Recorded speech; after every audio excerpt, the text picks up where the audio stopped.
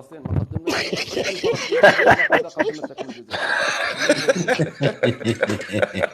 والله تغيصطيو هاد النهار والله لا بعد هذا يقول الصراحه. لما تدير حاجه في سبيل والله الا غيصطيوك بالله العظيم. لما تصدق مثلا تصدق والله تغيصطيو. اش تصدق انت ميت بالجوع؟ واش انت كتسنى في قطر كتبني لك مستشفى مدني كتقول لي غتصدق؟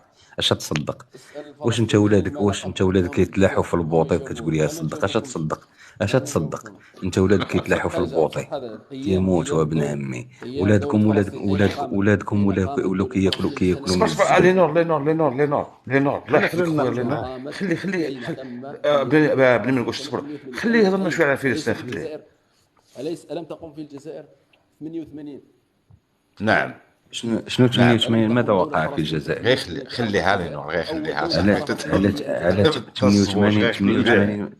88 ما كنتوش نتوما في الحرب في العشريه السوداء؟ ما بداتش في 88 النزار اللي بدا كيضرب فيكم بالقرطاس بحال الكلاب؟ من ورائها قامت العشريه. اش من ورائها؟ من 88 حتى 97. لينور شوف اخويا لينور دقيقه احترام. بني من قوش غادي نهبطك تطلع معنا واحد الاخت.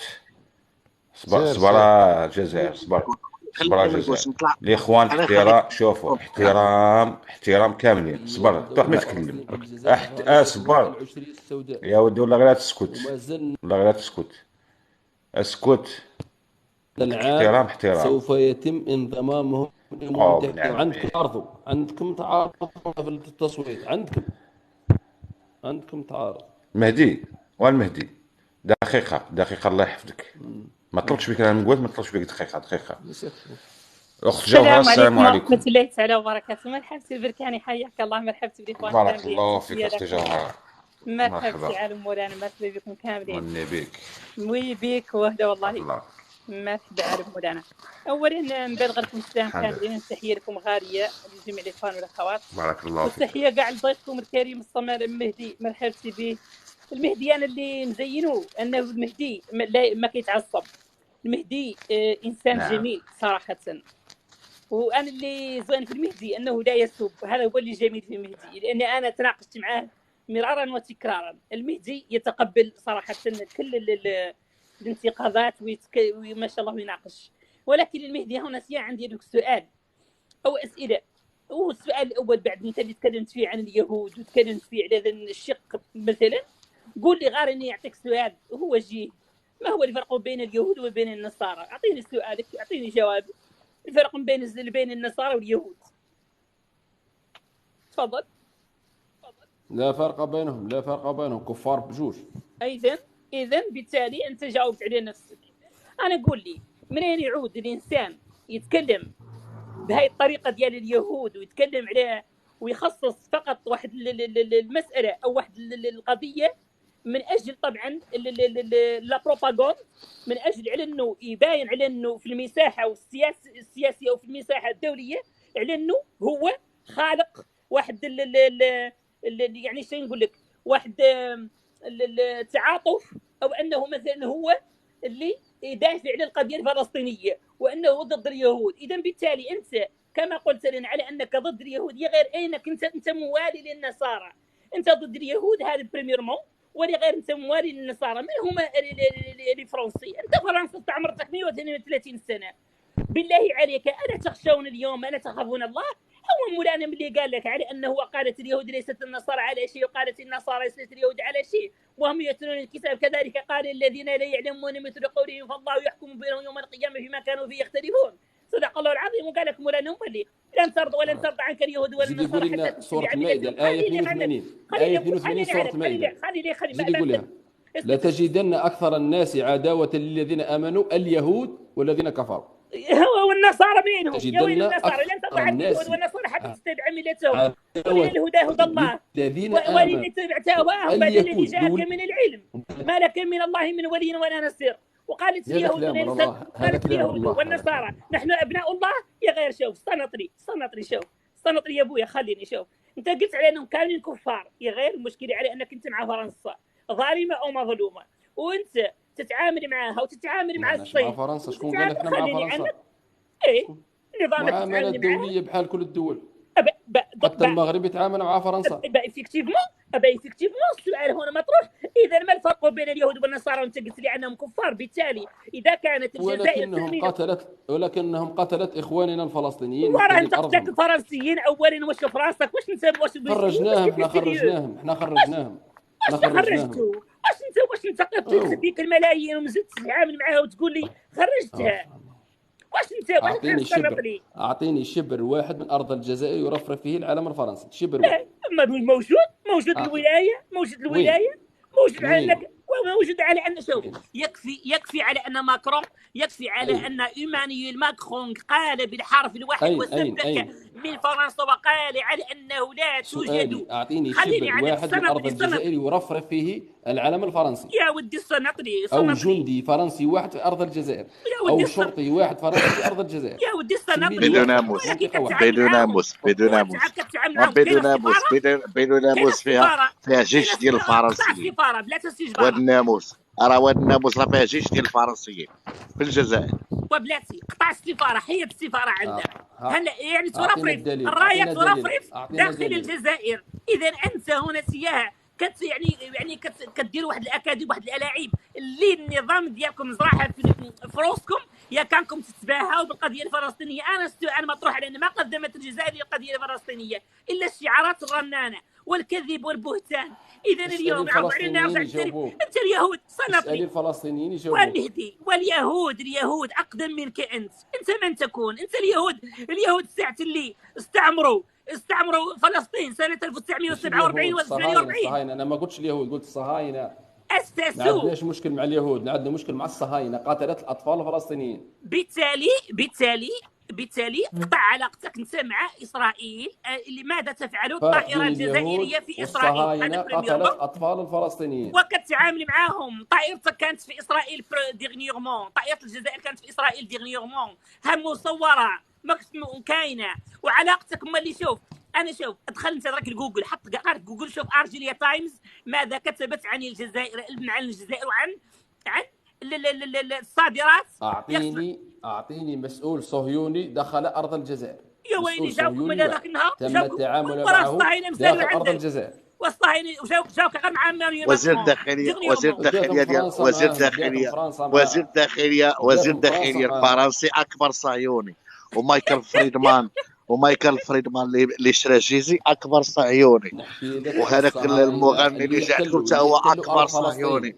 نزيدك ولا بارك عليك. انا نكلمكم على الصهاينه اللي يحتلوا ارض فلسطين، ارض اخواننا الفلسطينيين. اعطيني مسؤول واحد طأت رجله ارض الجزائر. اعطيني مسؤول واحد. والمهدي وراه عندك مدفونين فهم، وعندك مدفونين او مواطن اسرائيلي، سميه وعندك مدفونين فهم. راه اسرائيل مزالت عندك. حتى محمود بوعلام اللي تتباهون به، حتى شركه محمود بوعلام اللي كتباهوا بها هي راه شنقريحه صهيوني كاع شي شنقريحه. راه شوف النزار واسمع لي نزار والتوفيق وشنقريحه راه بقيت بهم صهاينه. والله العظيم لا اله الا يحدث في النفس ما نراه. على اي حال مهدي شوف كبر عقلك ياك سمعت. هل سؤال ليك الاخت، هل التعامل مع الصهاينه قتلت اطفال فلسطين مدعاة للفخر؟ جاوبيني. وقتلت الجزائريين هل هذا والصهاينه الذين قتلوا الجزائريين؟ هل هذا والصهاينه الذين قتلوا الجزائريين ما محسوبينش هذوك؟ اقول لي الصهاينه الذين قتلوا الجزائريين. وهضر معنا انا جايتك طار والصهاينه الذين قتلوا الجزائريين ما الجزائريين اقل شأنا من الفلسطينيين يا قطار. حسبنا الله اذا كان جوابك الجزائريين اقل شأنا من الفلسطينيين. انا غنجاوبك. إذن ملي أنك تقر على أن لا فرق بين اليهود والنصارى، هنا كذلك السؤال يطرح نفسه.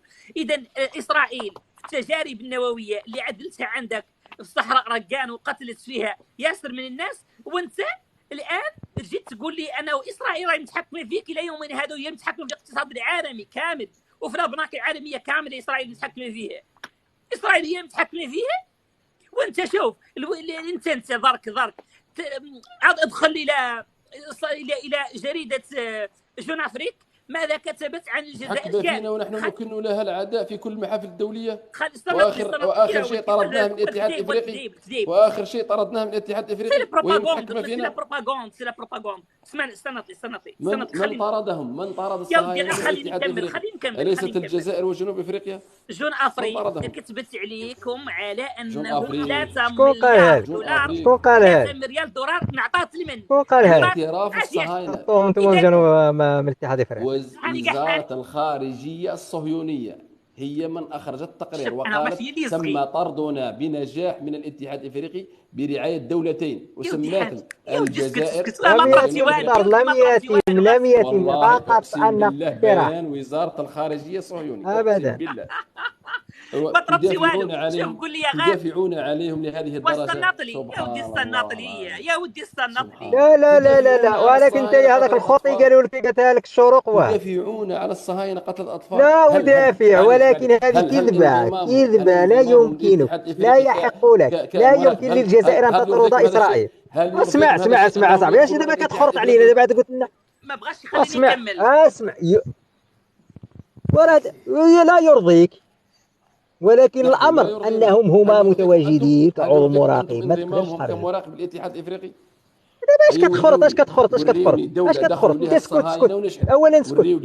شوف الله يرحم الوالدين اسكت. دخلوا لها الصهاينه ونجحت. وريوا لي سميوا لي دوله واحده دخلوا عندها الصهاينه. الدوله اللي قلتها افريقيا الجنوبيه، الولايات المتحده، فرنسا، كل نو افريقيا الجنوبيه كتقول لي باللي هما وبلادك الجزائر هما هل نفعوا الاردن؟ هل نفعوا مصر؟ لا صافي خلينا نجاوبوك. هل نفعوا البحرين؟ يا بنادم، هل نفعوا المغرب؟ يا بني ادم، لحد الان لم يعترفوا لكم بالصحراء.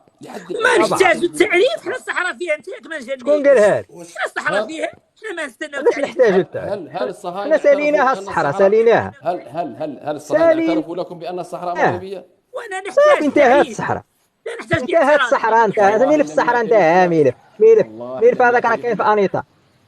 الصحراء انتهى. علاش لم مهدي شوف يعترفوا او لا يعترفوا، حنايا سالينا ملف الصحراء. دقيقة الإخوان سي مصطفى، دقيقة. اسمع سي مهدي، اسمع سي مهدي. الأخت جوهرة كتكلم معك نحن لم نطبق. غير اسمع. لم نطبق. لا ما نبغيش تسمع مهدي. قالها رئيس الحكومة العثماني قبل التطبيع بأسبوع. قال التطبيع مع الصهاينة شرعان للاحتلال، وبعدها بأسبوع هو من أمضى التطبيع. قمة التناقض. مرة يقول شرعنا الاحتلال وبعدين هو يمضي التطبيع. هوش تقولوا فيها هذه يعني والله يفكر الانسان لما يفكر. منين تلغي انت؟ شوف انت راك ما فاهمش هالشيء، انت ما تفهمش هالشيء، صعيب عليك. وتوجع انت خلي الراس ديالك تفرقع. السلام عليكم. لما تؤمن السلام عليكم. وعليكم السلام ياسين. وعليكم السلام. بماذا استفدت؟ ممكن شي كلمه الاخوان الله يخليكم بخير. تفضل. انا هذه الكلمه اللي غنتكلم مع الاخ يقول لكم عطوني دليل. انا عندي فيديوهات دابا غادي نوريهم ليه، لانهم هما اسرائيل والصهاينه كيبغوا كيجريو عليهم هما غير بالكلام والشعارات. كما قال الاخ جباره ان ميخائيل فريدمان اللي هو اللي اشترى الشركه من عند المصري ساويرس بعد المشاكل اللي كانت وقعت في درمان اللي خد الشركه ب 49%، فهو اكبر ممول لبناء المستوطنات بفلسطين للاسرائيليين، وهو صاحب شركه تنقيب على الغاز بسوناتراك ب 26%، وهو صهيوني. هما كيجريو على الصهاينه. اسمع خليني نتكلم. انا غنعطيك الدليل، جزائري. انا غنعطيك دليل جزائري. صبر انا غنعطيك التصريح. خليك من الكلمه تاع الطاهر. لا حول ولا قوه الا بالله. انا غنعطيك التصريح. اسمعني يا سمع، كنت تسمع وراسك صغير انت. انا كنعرفك اصاحبي راسك معك. اسمعني انا غنعطيك تصريحات جزائريين من وسط الجزائر. أعطيك تصريحات للشعب الجزائري من وسط الجزائر. أنا ما غنتكلمش معك أنا كمغربي، سأعطيك تصريحات للجزائريين عن شركة جيزي وعن مالكها الصهيوني، وسأعطيك شركة للبناء، وأعطيك شركة لإنجاز الطرقات، وأعطيك شركة تنقيب غاز لصاحبها ميخائيل فريدمان الصهيوني أكبر ممول لبناء مستوطنات للإسرائيليين بفلسطين. لما نتكلم المغربي كيتكلم معك بدليل، وانا غنعطيك الدليل من وسط من الجزائر، ماشي من المغرب، ماشي من مصر، ماشي من امريكا، وساعطيك صحافه جزائريه التي قالت بان 50 طن من غاز الGBL المسيل للدموع يروح من ميناء جزائري اتجاه اليونان ليغير الوجهه الى عسقلان الاسرائيليه. وكذلك اللي كتدخل عندكم انتوما الحقائب اليدويه والاحذيه التي تنقل هذا الغاز هي سفينه اسمعني اسرائيليه وتم لا حول ولا قوه الا بالله العلي العظيم. لما تقول معلومه قولها. انا غنعطيك الدليل، ما غنهضرش معك، انا ما كنهضرش معك من فراغ. اسمعني المهدي، غنعطيك الدليل. انا ساعطيك يا اخي معاملاتك مع الصهيون، تكون سفينه ايرانيه، تكون سفينه عراقيه، تكون سفينه اسمع الدليل، اسمع اسكت. طائره صهيونيه الى الجزائر وامضى اتفاقيه. اعطيني مسؤول صهيوني. لا حول ولا قوه الا بالله. المهدي مهما تكون وسائل النقل، اسمعني، مهما تكون وسائل النقل فالاتفاقيات هي بين الدول وعلى الورق. انا غادي نتفق مع الجزائر ونرسل لك اسبانيا تحمل من عندك. شنو المشكل؟ الى ارض الجزائر وامضى اوراق تحت الطاوله او متى مشى مسؤول جزائري على الاخوان الاخ البركاني، واحد الدقيقه انا غادي نعطيك الفيديو. نعطي الكلمه للاخوان. الجزائر تعلن عداءها. شوفوا الماروكان. اصبر لي معلومات تجيبها من راسك. اوكي ماروكان. السلام عليكم. اصبر دقيقه. على البركه يا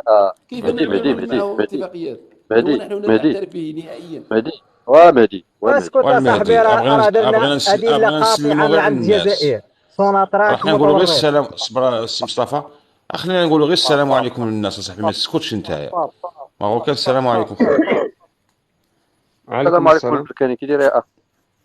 صحه لاباس؟ تفضل يا اخي تفضل. كلشي مزيان الحمد لله بارك الله فيك. الله يحفظك يا اخي. كنت كنقلب والله العظيم الا دوخ ليا راسي بطوط الهضره. كنت كنقلب على واحد تريدين ايكونومي، كتسمى تريدين ايكونومي، يعني هذا واحد لو سيت انترناسيونال اللي هو كيدير قيمه المعاملات والمبادلات التجاريه بالدول.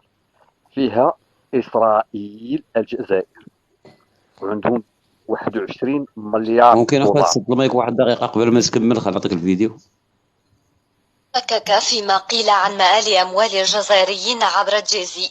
هذا فريدمان يتوسط نتنياهو وناتان شرانسكي في قداس ثناء على ما يقدمه الرجل خدمة لليهود ولإسرائيل.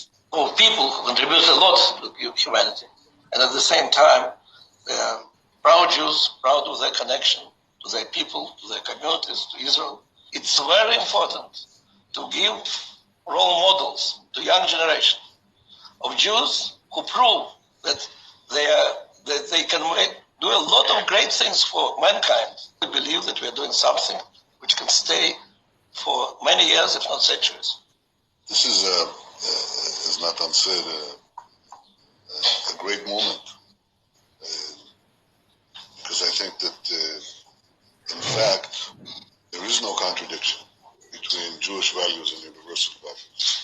Jewish people gave the world the universal values, for example, the idea of universal rights. So we have a massive influence because of the power of our values and the power of our traditions, not merely in preserving our past, but in creating a better future for us and for all of humanity.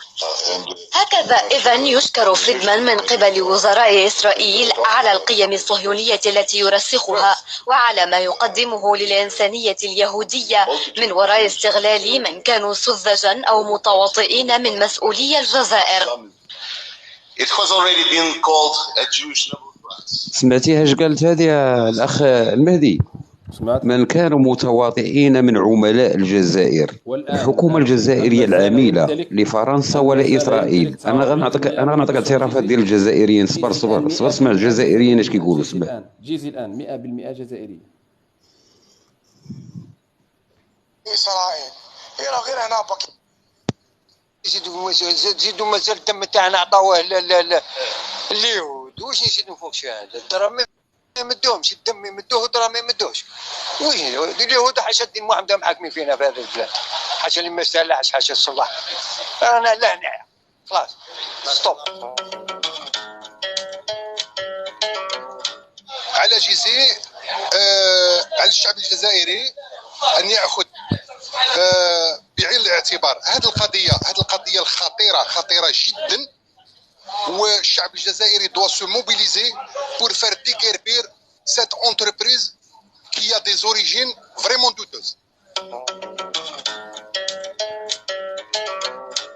ماشي هدا هذه، ماشي هدا. الأوروب المسيح ما عاونوش إسرائيل، هكذا ولا وين احنا نعرف؟ نورمال هذه، طلعنا نورمال يا اخو. هذا واحد تشوكيت. هذه ما تدخلش العقل. هذه نورمالمون جيزي الشركه هذه سواء تشريها الجزائر تشري 100%، لا تشري كامل الاسهم، تشريهم ولا نحبسوها كامل.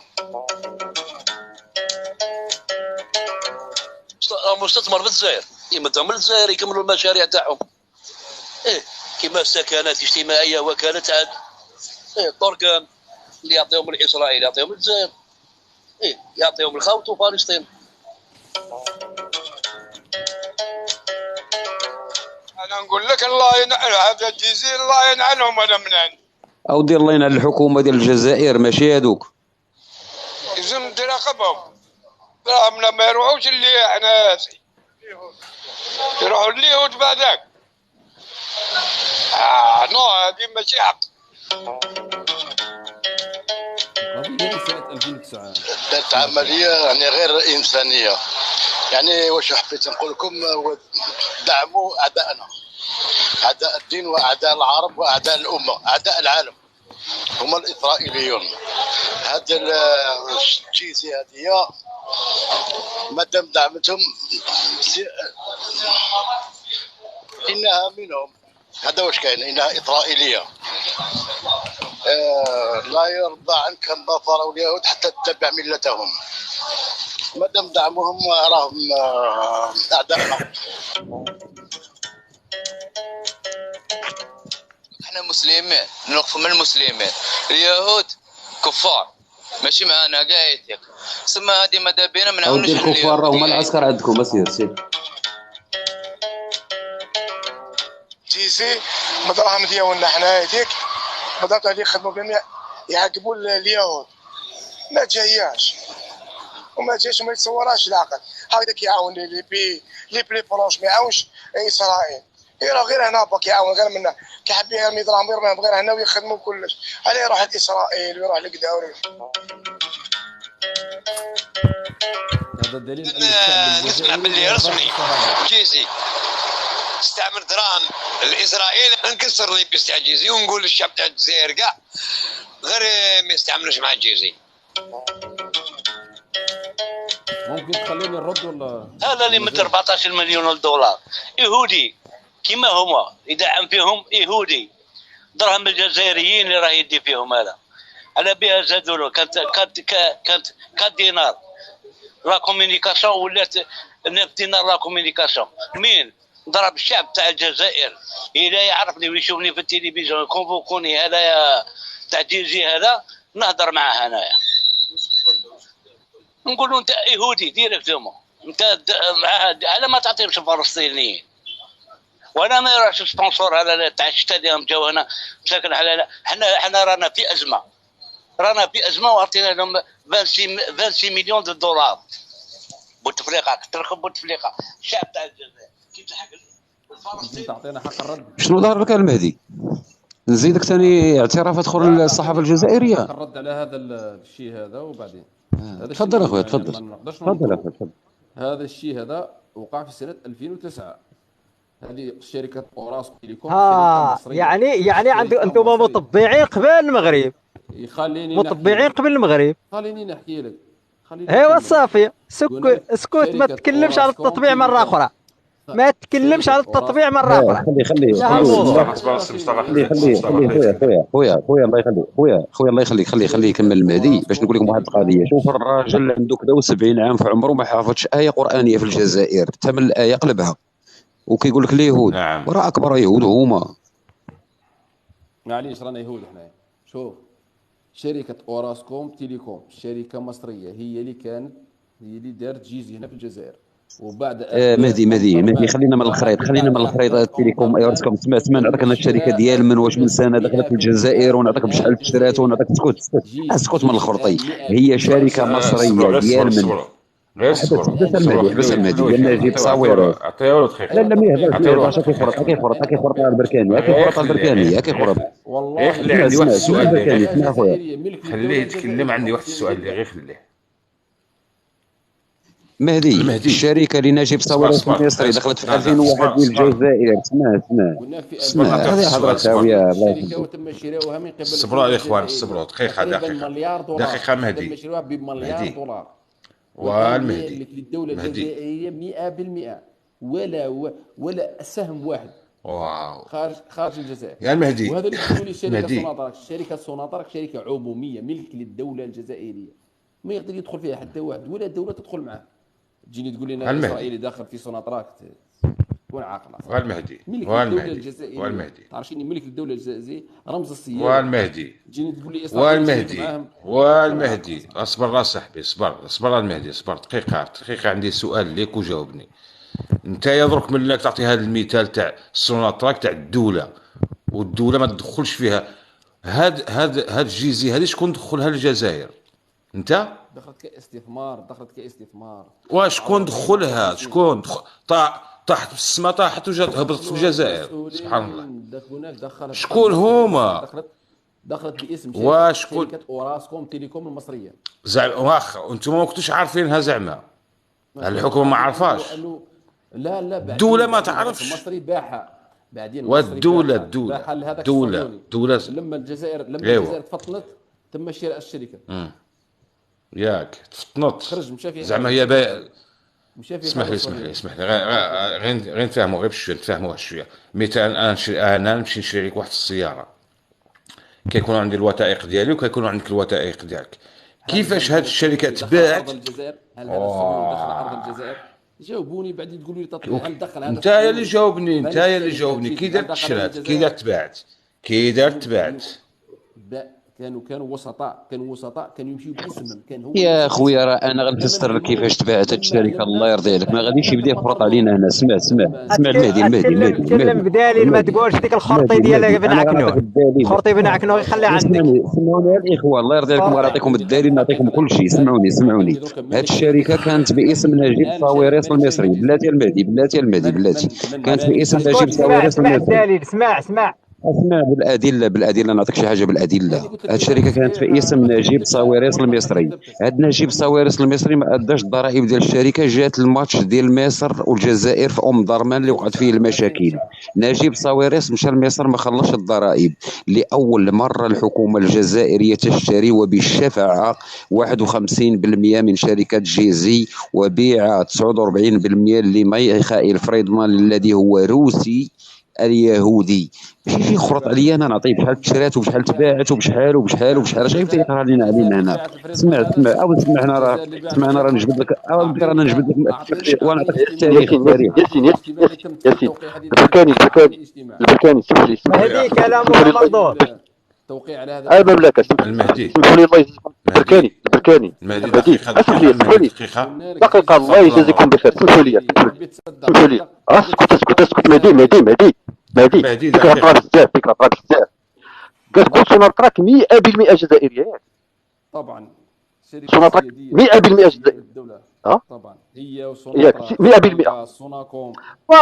جاوبني على سوناطراك. جاوبني على سوناطراك كتقول 100% جزائريه.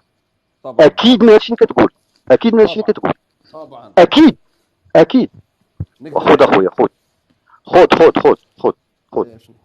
ايوا مهما تجيب شو شحال عندها؟ شوف ما تصدقش. حتى انا نكتب لك. انا نروح نكتب لك تقرير في التليفون نقول لك شوف هذا صافي، هذا ما تناقشش لا معاه. لا لا لا لا غير اسمح لي هذا ما تناقش معاه، هذا والله ما تناقشوا معاه. المهدي هذه راه جاي غير اسمح لي بالله ياسين اسمح لي لا عندي اسمح سؤال. لي انت الله يجزيك بخير بركاني اسمح لي الله يرحم لك الوالد.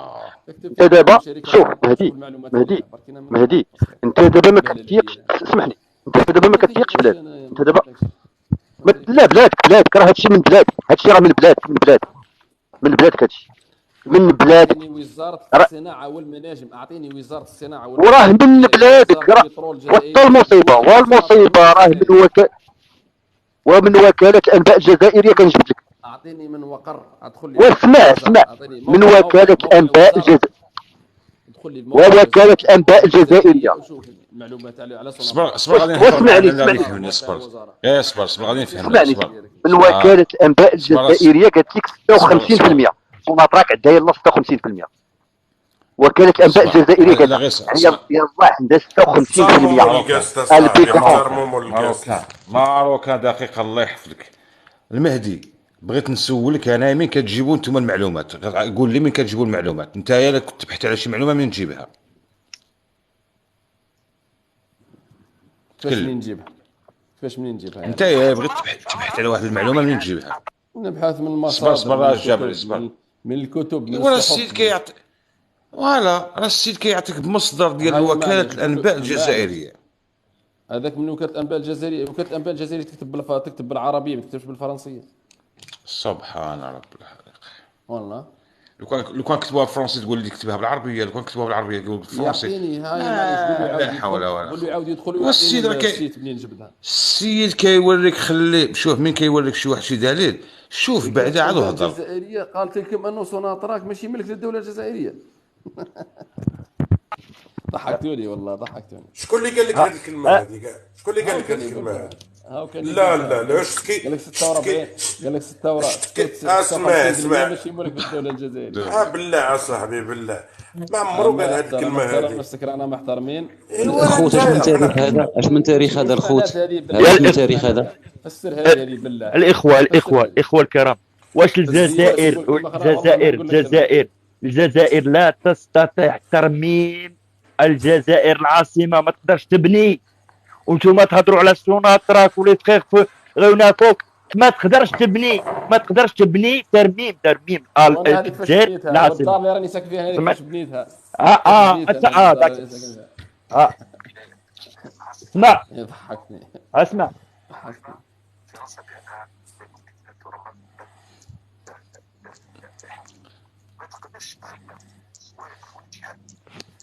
عندك شكون اللي عنده الصوت ناقص؟ اللي راه داير شي صوت عنده الصوت ناقص. شكون الجابرين انت اللي داير كيقولوا؟ عندك الصوت ناقص، الصوت ناقص ما حنش نسمعوا. دونك سميو الجزائر تعوض. فوالا ما يقولوناش باللي راهم يعوضوا. انت ما تقدرش اليوم تمس بنايه من البنايات في الجزائر العاصمه بدون قبول او رضا فرنسا بانها لا يمكن ان ترمم ممتلكات الاقدام السوداء. نعرفوا هذا الشيء، ممتلكات الاقدام السوداء يتم طردهم من ارض الجزائر وسيتم تعويضهم ولن تطأ قدمهم ارض الجزائر. بالعكس حطمنا القصبه كما تم تعويض الصهاينه ب 900 مليون دولار ولن يطأوا ارضهم ارض الجزائر. ولماذا السؤال تاعي ولماذا واصبر سيتم تعويضهم ولن تطأ ارضهم. فرنسا قالها بلاك الاقدام هذيك القصبه هذيك القصبه بلاد فرنسا. صبر السي مصطفى غادي نسولو السي مصطفى ارضها لا دقيقه باش نزيد واحد السؤال اخر. ولماذا تعوضون واصبر صاحبي صبر بابا ديك المايك انت باش تسمع. ولماذا تعوضون اليهود؟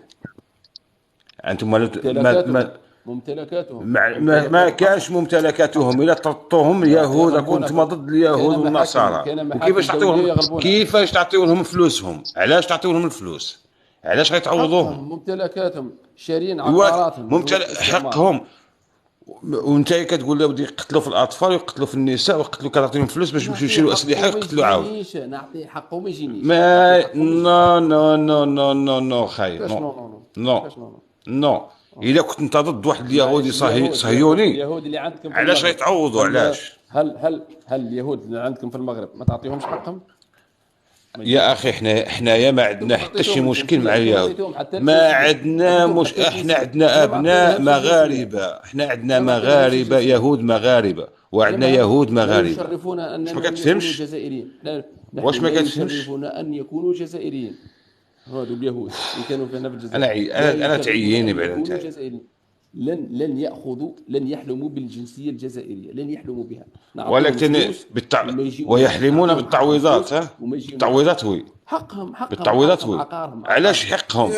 واش واخا يا اخي الا راكم تحاربوهم ما خصكش تعطي لهم الفلوس باش يمشيو يقتلوا اخواننا في فلسطين. بقوة القانون يغلبون. يا ودي شكون اللي كيحلم بالجنسيه الجزائريه؟ صبر والله غير صبر الاخوان، صبروا كلشي صبر غادي نشدوه هنا، غير صبر غادي نشدوه هنايا، غادي شديتك صبر شديتك. لماذا تعوضون اليهود ولم تعوضون اخوانكم المغاربه اللي طردتوهم في 75؟ يلا جاوبني. هذا هو السؤال اللي المغاربه كانوا يمتلكون، ولا المغاربه كانوا يمتلكون المنازل هنا؟ نعم 75. اعطيني نعم اراضي اعطيني وثيقه ملك واحد. واش 300 اصبر 350,000 كلهم كانوا عمال هنا يشتغلون في الجزائر. اللي كاري دار واللي داير هم الان المغاربه الان المغاربه هنا في الجزائر تقريبا 500,000 مغربي.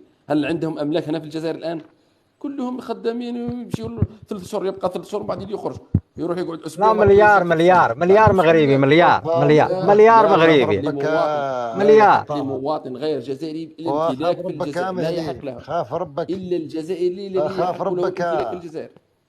الدوله الجزائريه وخاف ربك راكو جريتو على الناس اللي عمرو ما حضرش في المغرب. يا تغني السيد فرنسا تدي الغاز والبترول من الجزائر بلا مزيتك يا المخنان يا المنتي يا المصنان.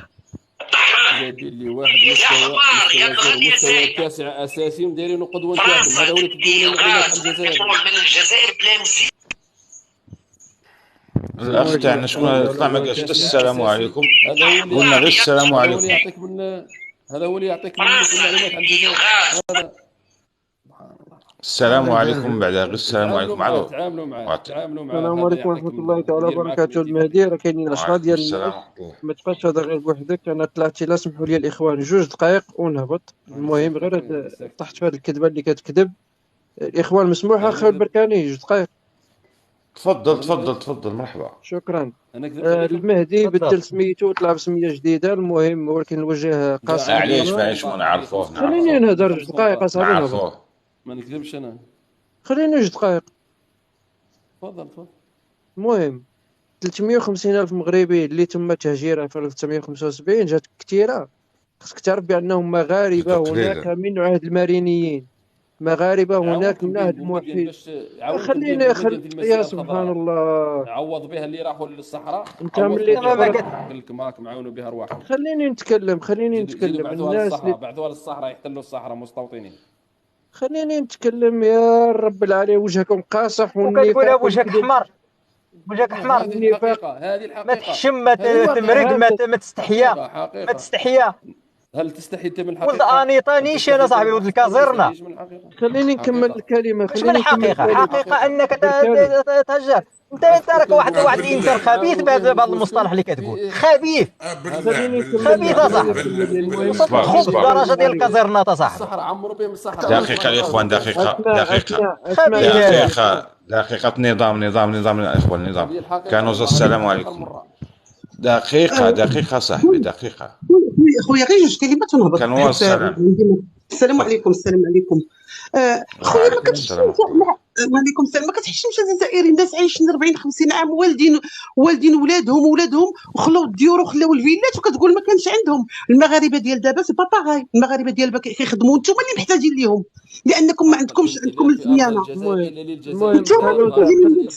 لانه خبيث مثل نظامه الجزائري. لا يحق للاجنبي الامتلاك في الجزائر. مهدي غادي تسكت خليني نكمل المداخله ديالي باحترام ونهبط في حديث. لا عندك قانون هو بشمال افريقيا.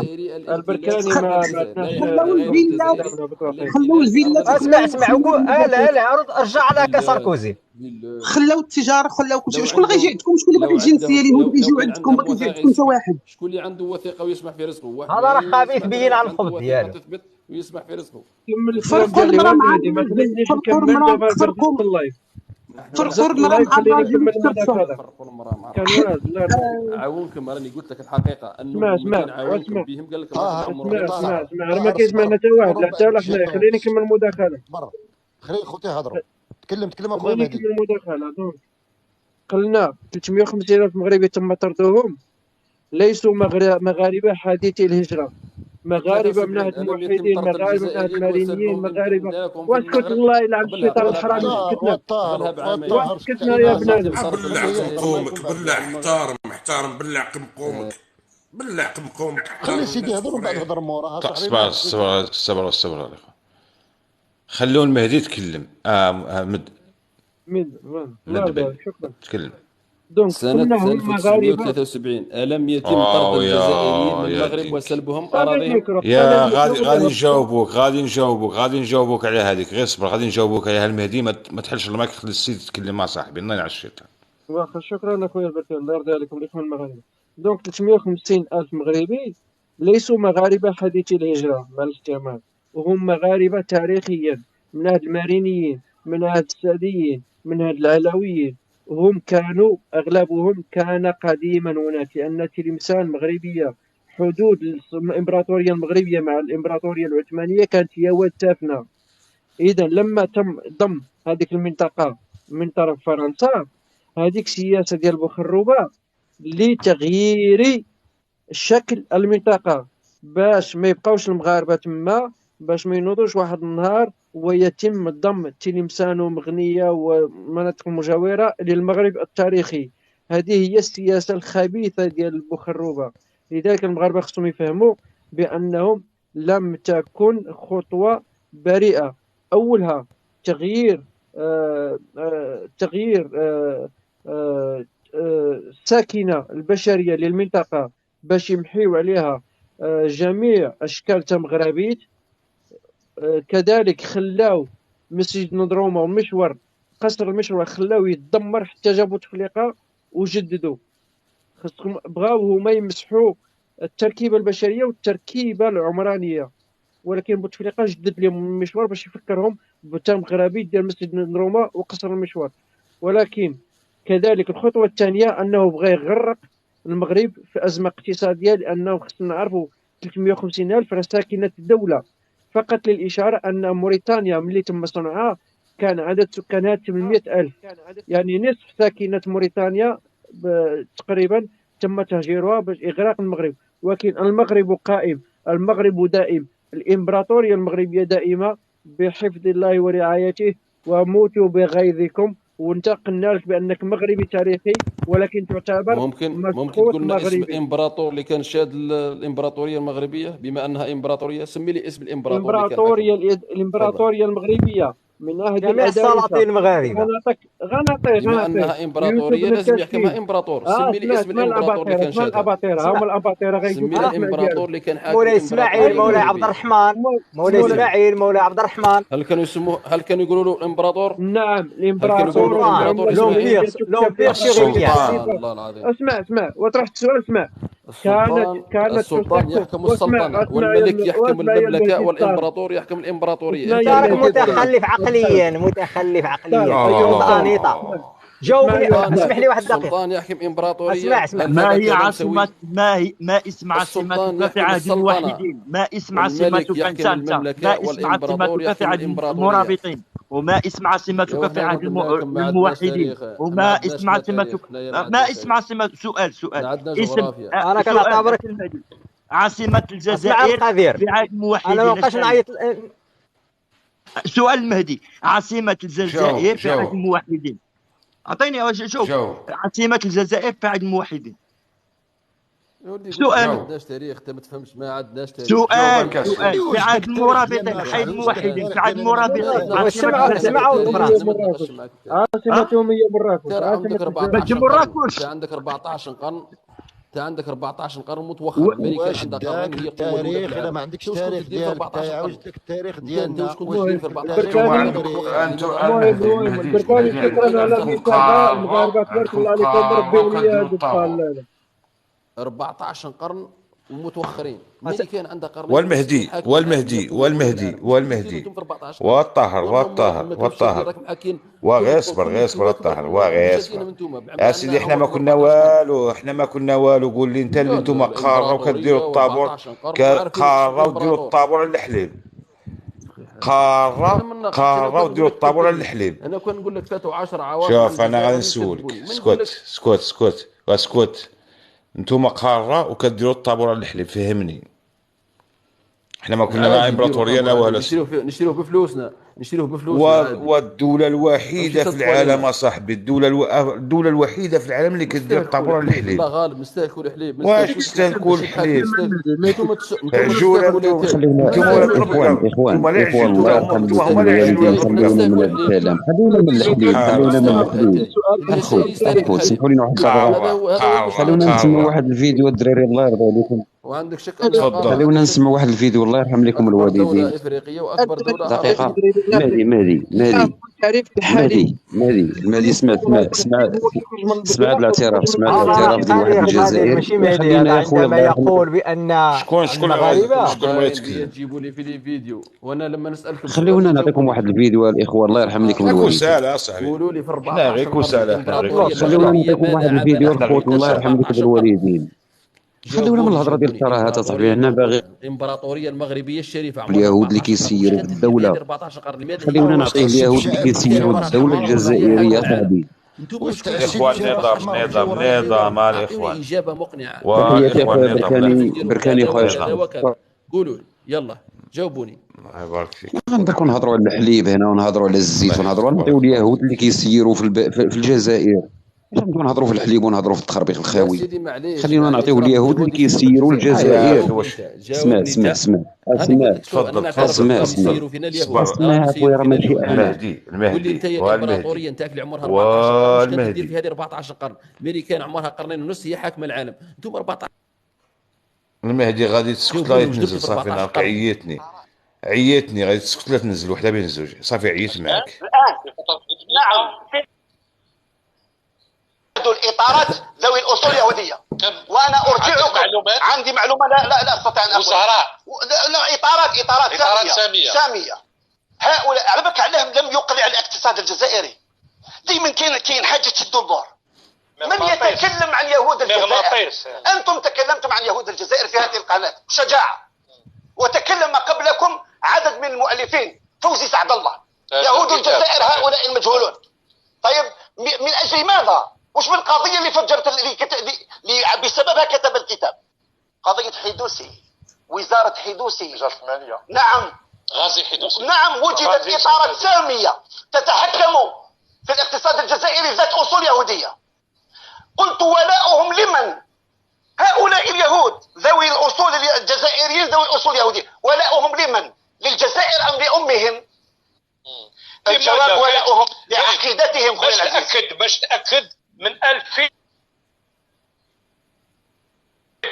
مسلمين اصولهم مسلمين وفاسدين. كان الناس المهدي ملي تكلم لينا على اليهود ما تنساش تكلم لينا على الجزائريين تا هما. انا قلت لك قبيل ما عنديش مشكل مع اليهود، عندنا مشكل مع الصهاينه قاتلت الاطفال الفلسطينيين المحتلين الارض. ما عندناش مشكل مع اليهود حنايا، راك ما فاهم الديانه اليهوديه، عندنا مشكل مع الصهاينه. فرق بين اليهود والصهاينه. انا ملي كتكلم لي على اليهود الجزائريين، ملي كتكلم لي على اليهود الجزائريين، تكلم لي على دوك اللي قتلوا ربع مليون جزائري في الجزائر، راه هما يهود. مادام تكلمت على اسرائيل تقتل الاطفال، راه 250 الف جزائري راه هما اطفال. ما تكلمش على فلسطين. اش بينك وبين فلسطين؟ بينك وبين الصهاينه قتلت اطفال، كيف تدافع عليهم؟ كيف ودافعوا انت اللي راك تدافع عليهم عن الحق، ودافعوا عن الحق. 250 الف جزائري ماتت فهي مسلمه. الحق ان ارض فلسطين هي مسلمه. 250 الف جزائري ماشي مسلمه. هل هذا في الخرطي ديالك شدوا عنك. واش 250 الف جزائري يهود ولا الارض فلسطين؟ الارض فلسطين محتله نعم او لا؟ الارض فلسطين محتله نعم او لا؟ الاخوان قال لك هو جزائري، اللي قال لك هو جزائري قول له يوري لك الملكيه، الا عند باه الملكيه ولا جدو ولا خالو عندهم الملكيه ديال فين ساكن. يلا عندك ملكيه وجاوب. هذا سؤال. انت مستوطن. غدا انا اعطي السؤال. ان شاء الله الفلسطينيين ما بقاوش فيه جزائريين. 250 الف ماتت، 250 الف جزائري ماتت، ما بقاتش فيه في فلسطين. والله راها في المكتب، غدا سأريك. ليست عندكم ديال ملكية الاستغلال يا خويا. قلت كونترا عندك غير كونترا. عندك كونترا ديال الاستغلال. نطلع معاكم اسمح لي غادي نقول بالتوثيق، كل شيء موثق. هيا سي اش نقول لك. اراضي وملكيات. اسمع، واحد النقطة في هذا الإطار ديال بأنهم ما عندهمش الحق، لأن ساركوزي شنو قال عليهم؟ قال لهم لدى الحق لكل أحفاد المستوطنين اللي كانوا الفرنسيين استرجاع أملاك آبائهم لأنها محفوظة، وحجتهم في ذلك بنود اتفاقية إيفيان. تكلم، سير جاوبوا، قول النظام ديالك يجاوبوا، قول النظام ديالك يجاوبوا. اسمع هذه قالها ساركوزي. تألم انت مجرد مستغل. المملكه المغربيه ارض الجزائر ازير فيهم كريدي بزاف، كاين التيكي طاكا، كاين الفلوس، كاين التيكي، خصهم يخلصوا اليهود، يخلصوا فرنساويين. ارضهم ارض الجزائر الشريفه، وسيتم تعويض ممتلكاتهم. تعرف لماذا يخلصوهم؟ ما عندهم والو. كتعرف لماذا؟ لأن مليون، اسمع، مليون قريب الانضمام للبريكس، عن قريب مليون و700، اسمع، مليون و700 ألف في شهر أوت مليون و700 ألف هكتار. صح سيدي، تستاهلوا البركاني، تستاهلوا اخويا بركاني. بركاني موافقة كل الدول. مليون و700 ألف هكتار، جنوب افريقيا، البرازيل، تعتبر ملكا لفرنسا وفق اتفاقية إيفيان، وهما الآن ومن حق أحفاد المستوطنين كذلك من حقهم أن يسترجعوا أملاكهم وفق اتفاقية إيفيان اللي وافق عليها النظام الحركي. وأنا واش قلت لك؟ وهل انا قلت غير هذا الكلام؟ اذا انت عايش فوق الارض ماشي ديالك. اسمح لي، المملكه بغيت نسول واحد السؤال. انا قلت لك لا يحق لهم القدوم الى ارض الجزائر. هذو الاقدام السوداء. اش من الاقدام السوداء؟ اش من الاقدام السوداء؟ اسمع مهدي، اسمع. هذو ابناء المستوطنين، هذو ابناء المستوطنين الذين اسجنوا في الجزائر. الو اسمع، مرك اسمع. بغي نسولك سؤال. نسمع. دروك انتوما، انا اسمعك. حول. دروك انتوما هذا الشيء كاع اللي خصكم تخلصوا اليهود، تردوا لهم فلوسهم. فرنسا تشريوا عليهم الارض وتخلصوهم فلوسهم. يعني راكم مديونين بواحد ما عرفتش شحال عام، واحد 200 عام اخرى. مهما يكن كاين الفلوس. كاين فين راهم؟ قال لك ما كاين والو. الدينار غير مقبول. دينار غير مقبول. أرى الدولار، أرى الأورو. نحن نبيع الغاز بالدولار. ايوه، نبيع الغاز. وانت شنو تاكل؟ وشنو تاكل؟ بالدينار. شنو تاكل؟ شنو تاكل الجزائر؟ ديجا دروك وما تبقاش ما تاكل. انت دابا بفلوسكو وداير الطوابير، بفلوسكو داير الطوابير، الجزائر بفلوسك داير الطوابير. اش من ما عندك ما تقول، ما عندك ما تخرج. انت يا راك قادر، خصوصا انت اعتبرك انسانا قديرا مثل نظامك. قادر، انت انسان قادر مثل نظامك. اسمع، قادر مثل نظامك، لانك الان دابا عاد اعترفت بانك المغاربه ماشي الاملاك ديالهم، هما خرجوهم وداو لهم الوثائق والادله. انت راك مجرم. انت بكلام ديالك كلام، انت انسان قادر صاحبي مثل النظام ديالك. خبيث صاحبي. بينت على شوف، ولكن مهينه للانسان. ما كايناش الطوابير اللي في بلادك انت مهينه للانسان ابدا. مثلا طوابير امهاتكم في ابواب شوف هذه ما عندك مبرر، ما عندك مبرر. هذيك المراه، اسمع لهنا، هذيك المراه تشريك انت. الله عليك. نزل عليا نزل الانسان. بالنسبه راه مين قال؟ شوف، لا مين قال على هذيك ديال هذا هو اللي كيقول لك هبل تعيش. مين قال 350,000 ديال المغاربه هما داو لهم الوثائق لان خرجوهم هكذاك طويل، داو لهم الاملاك والاخر، وكيقول لك لا ما كانوش كيملكوا، هما الجزائريين خدامين عندهم. سي مصطفى انا طلعت على باش نسولو هذا السؤال، بركاني سبقنا كتبته في كومونتير اون بليس. هذا السؤال اللي بغيت نسولو، شوف الخبط ديالهم، قال لك كانوا غير كاريين. الناس كان اللي عمرو ما شاف المغرب، كانوا ناس تما اللي ما عارف راسو كاع باللي مغربي، وهزهم وداوهم. تاع الاجيال. وزيد وكاين الناس اللي كانوا عاونوهم في المقاومه، كانوا بالمقاومين. هذاك الشهاده ديال مع اسعد الشرعي اللي باه كان بالمقاومين الكبار، وعنده يعني اتصال مباشر بخروبه كاع يعرف، حتى هو جراو عليه، داولو الدار ديالو.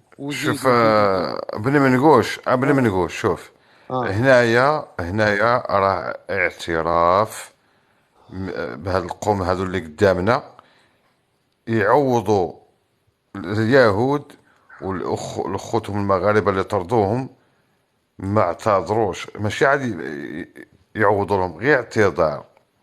يقول لك نعتذروا على ذاك العام، يقول لك نعتذروا على ذاك العام هذاك ما كناش حنايا، ولا بخروبه هو داك الشيء غلط، دار شي حاجه كذا.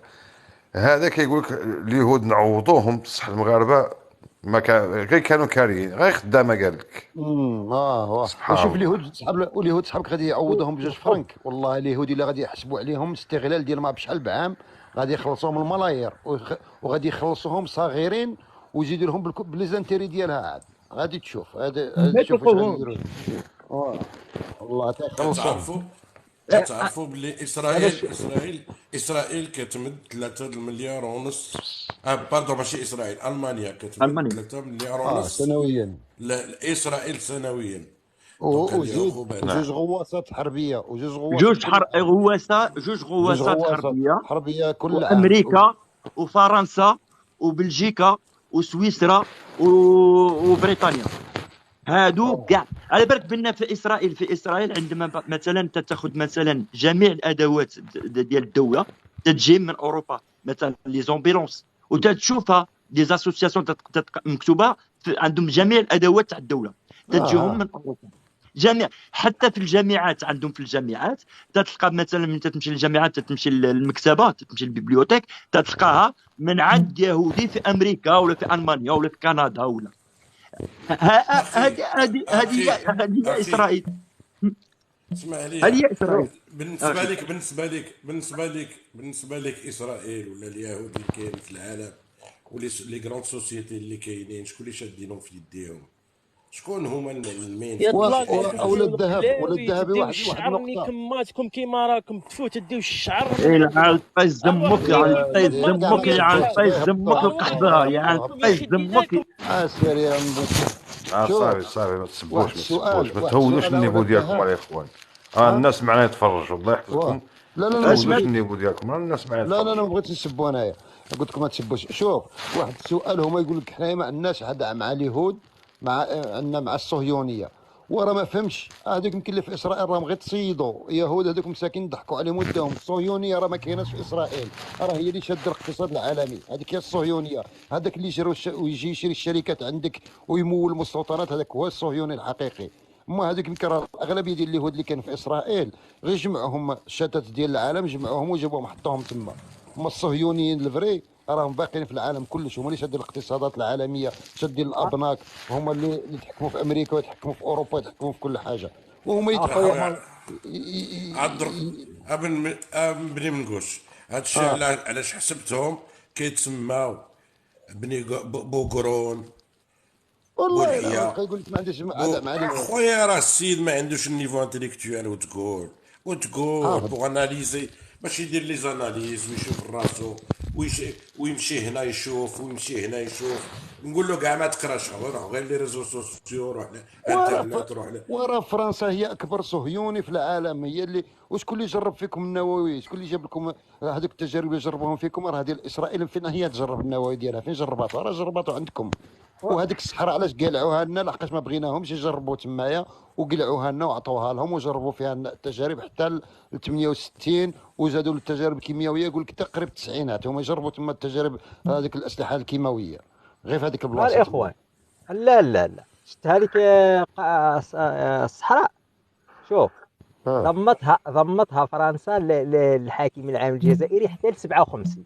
ايوا شوف مور الاستقلال 2057 لا حتى ل 57 1957 كانت منفصله، عندها واحد الحكم خاص. ولكن الى جانب ذلك هي من سومت النظام الجزائري، لان المغرب ما بغاش يدير التجارب النوويه، بس سومته باش يبقى متعاون، يعني عنده وضع ما مستقل ما تابع. يعني ان الممتلكات ديال فرنسا، ان الشمال اللي كانت المقاطعه الثلاث تعتبر من ممتلكات شمال افريقيا، ممتلكات فرنسا بشمال افريقيا، وهذه مسجله في حلف الناتو. خصك الا بغيتوا تتبعوا هذه القضيه بانها مسجله في حلف الناتو، ادخلوا كيف تم ادخال فنلندا لحلف الناتو، وغادي تشوفوا بان رجعوا للبند ديال فرنسا عندما اعتبرت الجزائر من ممتلكاتها بشمال افريقيا. هذا حلف الناتو لتمديد مجالها الامني. هذه النقطه. والنقطه الثانيه ان ذيك الصحراء هي سومتهم، كتقول لهم ديالي ملك فرنسي، وبالتالي قالت لهم لا بغيتوا تديو الصحراء انتم تحملوا المسؤوليه الجنائيه، لان فرنسا تتهرب من المسؤوليه الجنائيه. ووقعوا على الاتفاقيه بانها مستقله ودوله متعاونه. راه ماشي جات هكذاك، جات غير عبثا بانهم هما كانوا كيدافعوا في بيان 1 نوفمبر اللي كيحتفلوا به، وكيحتفلوا بميثاق الصمام، ديال 56 اللي كانوا كيقولوا فرنسا الثوره وكذا. ولكن في الاصل ان في الاتفاقيات، حتى ان تلك الاتفاقيات ما عندها الصبغه الدوليه. وشوف راه قال لهم ماكرون وقالها دوغول قبل بان الجزائر صانعه فرنسيه، عمرو كانت دوله. وساركوزي كيأكد على الممتلكات الفرنسيه. وهذاك شي واحد في الاخوان كان دار الفيديو قال لهم راه القصبه كذا. الجزائري كيسكن، علاش الجزائر كتبني العماره وكتعطيها للجزائري؟ لان ما عندوش حق الملكيه، خصو يسكن في العماره، والدوله كتخلص الارض. لان 1,700,000 وقعت في اتفاقيه ايفيان بانها ملك لفرنسا الارض، بالاضافه الى الصحراء التي لا تدخل في هذا المجال ديال الجزائر، ديال ايالات الجزائر او المقاطعات الفرنسيه. مقاطعات الجزائر الفرنسيه لا تدخل لانها منفصله بقانون اخر، لان كاين واحد المرسوم كينظم هذا، وواحد المرسوم كينظم الصحراء. ومن فوضتهم قالت لهم هذه المنطقه ديال الصحراء غادي نعطيوها لكم، ولكن الا بغيتوا تفهموا راها سوف يتم مناقشتها مع دول الجوار. قالها بومبيدو، قالها دوغول، تم قبولها، اما تقبل ولا نخليك في المقاطعه الثالث. وان هذيك المقاطعه الثالث فيها مضمونه 1,700,000 هكتار، مضمونه تعتبر ملكا لفرنسا، الارض ماشي بنادم، لان الاهالي هي رافضه. وهنا غادي تشوف بان هذا الجزائري ملي كيجي يتكلم هو ما عندوش الملكيه. علاش ما عندوش الملكيه؟ كيسكن عنده حق الاستغلال، لان ماشي بلادو، لان ماشي قضيه الارض الجغرافيه، لا ماشي الجغرافيه، وانما الدفع ديال هذيك الضرائب لفرنسا، ان النظام يبقى يخدم. وعلاش داو الصحراء؟ لان فرنسا اقتسمت معهم الثروات، هما لحمايه المصالح الفرنسيه 50% ضمن تعتبر حصريه. ومن بعد نتناقشوا على 50 الاخرى فيكم معاكم. كيقول لك راه كتمتلك سوناطرك 100% في 50% ديال العقد. خصك تعرف بان هي كتمتلك 100% في 50%. راه كاين النصف ديال فرنسا والنصف يعتبر ملكا للجزائر، يعني 100% كيروجوا هذا الخطاب للجزائر، الاهالي ديال الجزائر. وإلا فيهم شي واحد قول له يتكلم على اتفاقيه إيفيان كي جات، حتى ان الحكومه الفرنسيه من وقعت معهم الاتفاق خرج رضا مالك اللي كان الناطق الرسمي ديال الوفد الجزائري، قال لهم رانا وقعنا على اتفاقيه إيفيان. خرجت الحكومه رفضت ورفضت وحذرته من كلامه الكاذب. قالت له بان الى غوفيزي التصريحات ديالو سو ديكلاراسيون، رفضت التصريحات ديالو. علاش؟ لان فرنسا لم توقع معهم اتفاقيه دوليه، ما وقعتش معهم اتفاقيه دوليه، وبالتالي الجزائر ليست بدوله. نظام حركي لحمايه مصالح فرنسا يحكم واحد المجال جغرافي سلمته لهم فرنسا. هنا الجزائري ما يقدرش يناقش، ما يقدرش، كيقول لك لا حنا وفرنسا ودرنا. علاش كيمشي للذاكره وما يقدرش يناقش القضايا ديال تكوين الدوله؟ حتى واحد ما يقدر يقول لك تكوين الدوله ما كاينش، ما يقدرش، لان ما عندوش حجج وما عندوش وثائق. الدوله براسها ما عندهاش الوثيقه. حتى ان اتفاقيه إيفيان عطات لهم غير الاخر لاكور ديال سيزيلوفو، يعني اتفاق وقف اطلاق النار اللي وقع عليه كريم بالقاسم، وهذا الاتفاق لا يعتبر دوليا، يعني ما عندوش صبغه. وفين هما هاد صباح على خير اخويا بني منقوش، صباح على خير. تحياتي سي جابر، صباح على خير. السلام عليكم. الله اخي كريم. بارك الله فيك. حتى انا الاخوان غادي نهبط اللايف، شكرا خويا. شكرا، بارك الله فيكم الاخوان. شكرا جميله، الله يحفظك طول عمرك. بارك الله عليكم الاخوان. بارك الله. بون جورني بور تو الموند ان شاء الله. ان شاء الله. شكرا اخي، شكرا. تحياتو، ميرسي بوكو. الاخوان اللي معنا، ميرسي الاخوان اللي معنا في اللايف، شكرا بزاف. تصبحوا على خير. السلام عليكم.